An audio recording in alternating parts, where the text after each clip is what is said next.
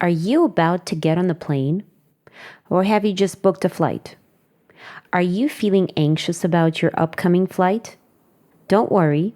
Sit back, take a deep inhale, and now a deep and long exhale, as you're about to find out all about this fear and how to overcome it.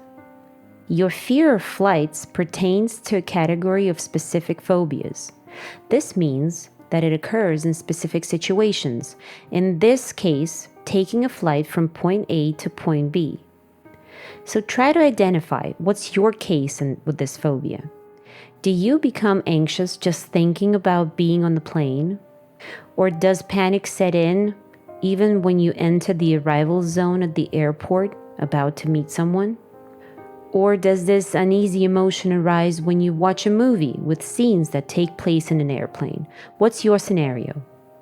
A fear of flying always happens to people with a tendency towards catastrophization and hypercontrol. People like that tend to present rigid rules to themselves and the world that surrounds them. It's those shoulds again.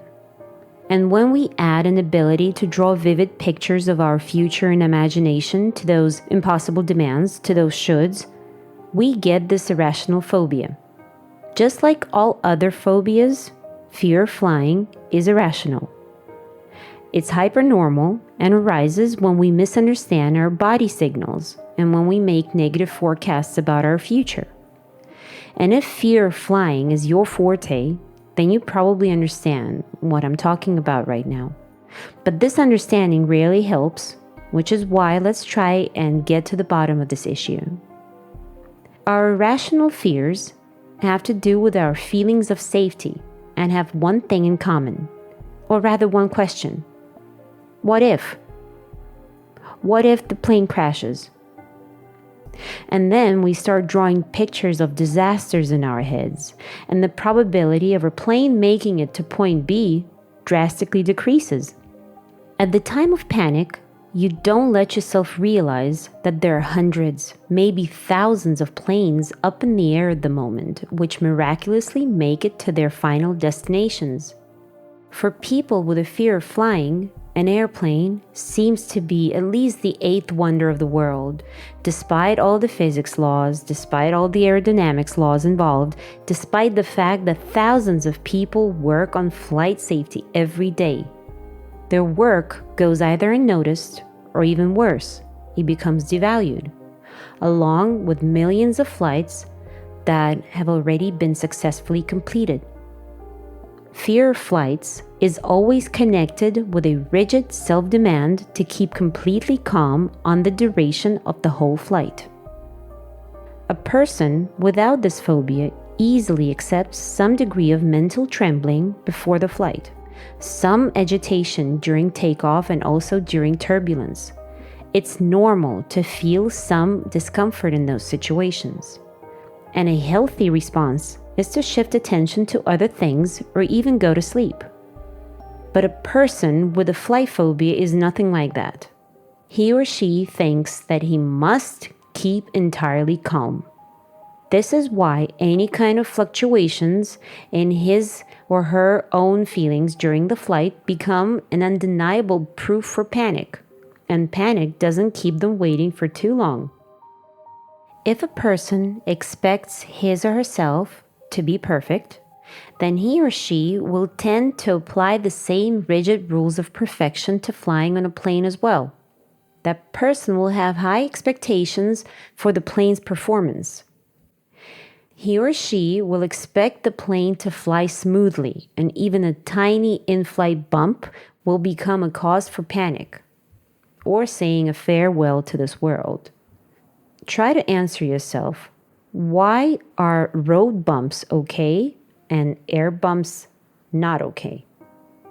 Hypercontrol is a favorite behavior strategy for people with a flight phobia, and it's their Achilles heel at the same time. The goal of hypercontrol is what? It's to lower anxiety, right? And this is why a person with a fear of flying is sure that she must personally control everything happening around them during the flight. She must control all the engine sounds, all the plane movements, turbulence, and even the behavior of flight attendants. And this person tries to control everything happening around them for what? What is she doing that for? What can a passenger do to control engine sounds and turbulence? The answer may be harsh. It's nothing. A passenger can do nothing to control or influence the process of flying in any way. It's the pilot's job to track all the changes and fluctuations that happen during the flight. And if the passenger continues to attempt to control everything around him, then all he will get in the end is overexcitedness that will lead to over-nervousness that will be easily turned into panic. So what can you do in the moment? The most constructive thing to do is to turn attention to yourself. Ask yourself, what do you feel when you're already on the plane? Or when you think about taking off? Concentrate on your own emotions, on your feelings, your breathing, and even on your posture. Are you feeling anxious? How do you sense this anxiety? How strong is it? And now merely allow your anxiety to be what it is for about 10 to 15 minutes. Just try sitting through it without diving into any further anxious thoughts. Just acknowledge it and observe it as if from the side, as if it were rain, which is going to end soon. After a while, this fear will start to dwindle, and you will get a grip on your mind without diving into catastrophic fantasies and disastrous scenarios. Try to see the situation remotely, as if you were observing yourself from a distance. What does your common sense tell you? Is your fear justified? Is there a reason to be this worried? Must you control everything around you? Does your anxiety help at all? Does it influence anything? If you practice reasoning with yourself this way, then time after time, calmness will come to substitute anxiety even during flights. Try to trust the pilot. He knows what he's doing. And believe me, becoming panic-free during flights is a manageable task. However, fear of flights can be a cherry on top of an anxiety disorder cake, metaphorically speaking, of course.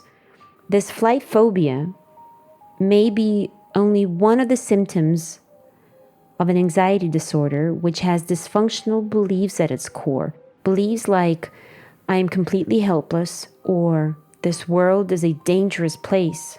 And if your goal is to become really healthy, then don't stop at half measures. Go all the way to the depths of your psyche, explore it, and heal it. Good luck.